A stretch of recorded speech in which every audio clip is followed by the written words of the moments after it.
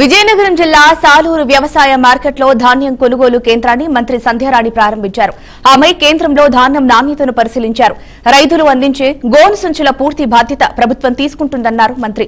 ధాన్యం కోసం డబ్బులు 24 గంటల్లో రైతుల ఖాతాల్లో జమ చేస్తామన్నారు. మిల్లర్లపై ప్రత్యేక దృష్టి పెట్టాలని, రైతులు ఎటువంటి ఇబ్బందులు ఎదుర్కోకుండా ఉండేలా చర్యలు తీసుకోవాలని సంబంధిత అధికారులకు సూచించారు మంత్రి సంధ్యారాణి.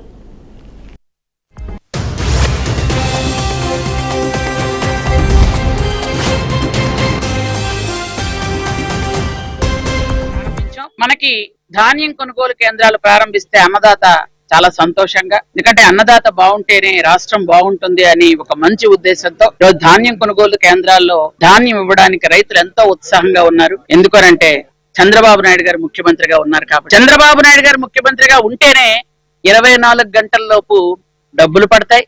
చంద్రబాబు నాయుడు గారు ముఖ్యమంత్రిగా ఉంటే మనకి గన్నీల ఇబ్బంది ఉండదు, అలాగే హమాలీల ఛార్జీలకు ఇబ్బంది ఉండదు. మనం ఏ మిల్లుకి తీసుకెళ్లాలంటే ఆ మిల్లుకి ఆ లారీలతో ప్రభుత్వమే బాధ్యత తీసుకెళ్తుంది.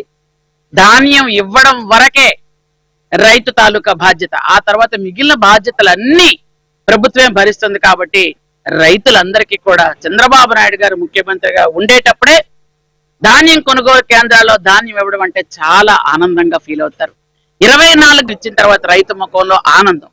ఇంత పూర్వం మీకు అందరికీ తెలుసు, గత 5 సంవత్సరాల్లో ధాన్యం ఇచ్చిన తర్వాత రైతు ముఖంలో టెన్షన్. ఎలా తీసుకెళ్ళాలి, ఏ మిల్లుకి తీసుకెళ్ళాలి, ఆ మిల్లులు కూడా ప్రభుత్వం డిసైడ్ చేసింది.